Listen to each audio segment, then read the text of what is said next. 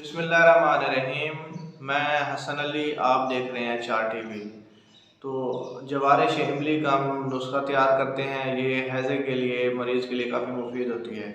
तो ये घरों में वैसे बना के रखनी चाहिए, क्योंकि बच्चों के लिए और जो हामला औरतें होती हैं उनको ये आप हफ्ते में 1 बार देते रहें। इससे उनका मैदा भी ठीक रहता है और वो हैज़े से इंसान बचा रहता है।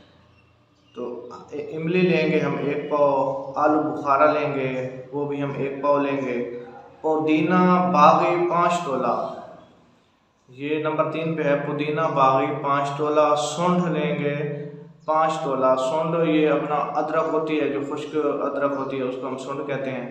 अनार दाना लेंगे 10 तोला।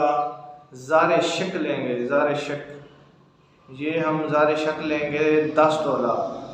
मुनक्का लेंगे 10 तोला। आंवला खुश्क लेंगे 10 तोला। 7 लीमू लेंगे हम 5 तोला। चीनी लेंगे 3 किलो। अब ये चीज़ें लेके सबसे पहले इमली और आलू बुखारे को आपने 24 घंटे के लिए भिगो के पानी में रख देना है। तो ये उसको आप हाथ से मसल लेंगे 24 घंटे के बाद। उसको मसलने के बाद इसका जो जायका होगा आलू बुखारे का और इमली का, ये पानी में चला जाएगा। तो इसको आप अच्छी तरह से छान के रख लेंगे। इसके बाद आपने इसका कवाम बनाना है।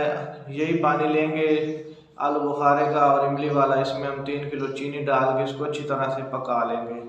जब देख लेंगे इसका कवाम अच्छी तरह से बन गया है, इसको हाथ पे आप डालेंगे या ज़मीन पे ऐसे किसी बर्तन में डालेंगे तो इसका एक कतरा बनेगा जो ऐसे माखी की तरह। ये देख लें कि वो अपना टिपके और भागे ना।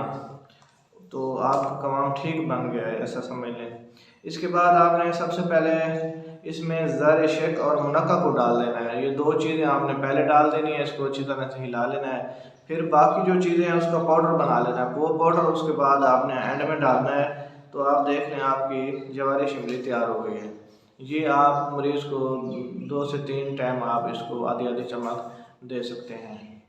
तो जिन मरीज़ों का मैदा काम करना छोड़ जाता है, अपना तेज़ाबियत कम हो जाती है, तो जैसे उल्टी लगी रहती है, तो उसके बाद मैदा बहुत ज़्यादा ठंडा हो जाता है तो काम नहीं करता, तो इसके लिए ये बहुत मुफीद है। एंड में मैं आपको बताऊंगा कि आप ये देख लें कि हर इंसान कहता है कि हम मौला इमाम अली अलैहिस्सलाम के मानने वाले हैं।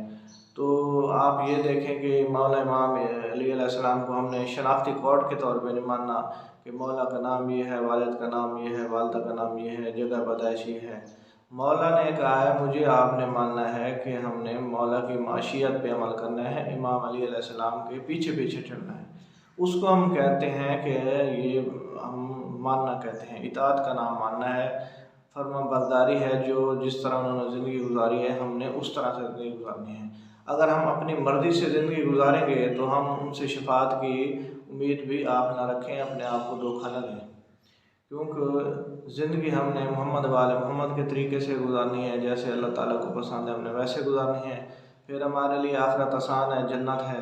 अगर अपने तरीके से गुजारनी है तो फिर हम उसका मुआवजा भी उनसे कैसे मांग सकते हैं। ये आप तवक्को रखें कि वो हमारी शफाअत करेंगे। जो हम सारे ज़िंदगी नाफरमानी खुदा में गुजारेंगे तो ये कम से कम अहले बैत तो आपकी शफाअत नहीं करेंगे।